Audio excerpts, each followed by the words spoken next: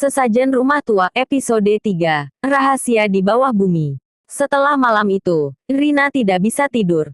Kain batik ibunya yang dia temukan di rumah Wiyoto tergeletak di mejanya, dan dia terus memandangnya. Ingatan lama semakin jelas muncul. Ibunya dulu sering berbicara tentang Kakak Siti, seorang perempuan yang tinggal di rumah Wiyoto dan pernah menyelamatkannya saat dia kecil. Tapi kemudian, Kakak Siti menghilang, dan ibunya tidak pernah mau berbicara tentangnya lagi. Hari berikutnya, pagi sekali, Rina kembali mencari Om Sastro. Dia harus tahu rahasia yang sesungguhnya. Om Sastro duduk di teras rumahnya, merokok klobot ketika Rina tiba. Melihat wajahnya yang pucat, Om Sastro menghela nafas. "Kamu sudah tahu?" "Ya," tanyanya lembut. "Tentang Kakak Siti." Rina mengangguk. "Dia adalah yang mati di rumah itu, bukan?" "Ya," jawab Om Sastro. 20 tahun yang lalu, Kakak Siti tinggal di rumah Wiyoto sendirian. Dia adalah orang yang baik, selalu memberi sesajen ke tetangga yang butuh.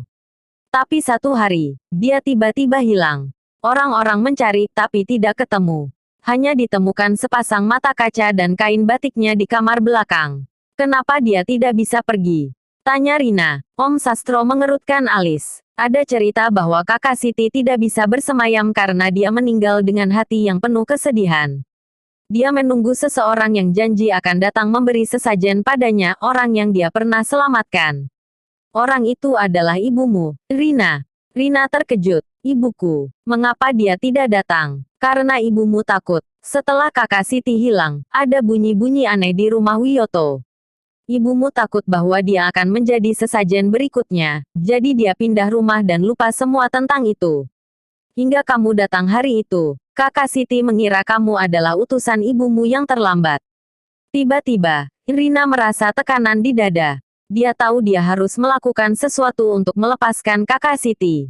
"Apa yang harus aku lakukan?" Om Sastro berdiri, mengambil seikat daun jeruk nipis dan bunga melati dari lemari. "Kita harus pergi ke rumah Wiyoto malam ini. Kita harus memberi sesajen yang benar, sesajen yang dia tunggu selama ini. Dan kita harus menemukan tempat di mana dia disembunyikan." Cerita bilang, dia ada di bawah lantai rumah itu. Malam itu, langit gelap tanpa bulan. Rina dan Om Sastro memasuki rumah Wiyoto dengan hati-hati. Bau bunga melati yang tidak wajar kembali menyebar, tapi kali ini tidak membuatnya merinding, malah terasa menyenangkan, seperti sambutan. Mereka pergi ke kamar belakang, dan Om Sastro mengarahkan senternya ke lantai kayu. "Di sini," katanya, "lantai ini bisa dibuka." Mereka membuka lantai itu bersama-sama. Di bawahnya, ada ruangan kecil yang gelap, dengan aroma tanah dan busuk yang sedikit. Di tengah ruangan ada makam yang tidak terawat, dengan sepasang mata kaca terpasang di atasnya. Dan di samping makam ada sepotong kertas yang tertulis dengan tulisan tangan Kakak Siti. "Aku menunggu sesajen dari yang kuhormati. Hanya dia yang bisa melepaskan aku." Rina mengambil kain batik ibunya dan meletakkannya di atas makam. Kemudian, Om Sastro meletakkan sesajen, nasi, daun jeruk bunga melati, dan rokok klobot yang dia nyalakan. Saat asap sesajen naik ke atas, cahaya dari mata kaca itu menyala lembut dan suara Kakak Siti terdengar sekali lagi, tapi kali ini lebih tenang dan bahagia.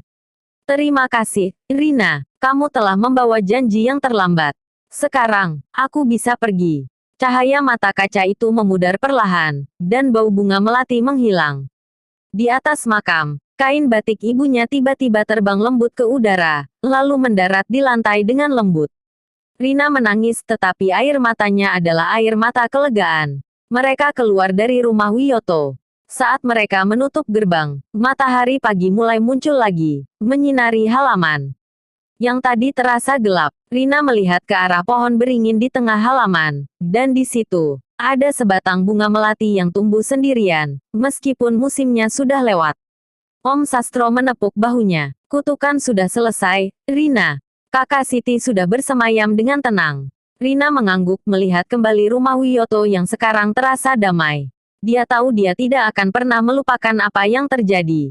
Tapi dia juga tahu bahwa sesajen yang diberikan bukan hanya untuk orang yang sudah mati, tapi juga untuk mengingat bahwa janji harus ditepati, walau terlambat. Ini adalah akhir dari cerita, sesajen rumah tua, tapi siapa tahu, apakah ada kutukan lain yang menunggu di rumah-rumah tua Surakarta. Bagaimana menurutmu? Cerita ini cukup memukau. Atau mau aku bikin cerita horor baru dengan latar yang berbeda?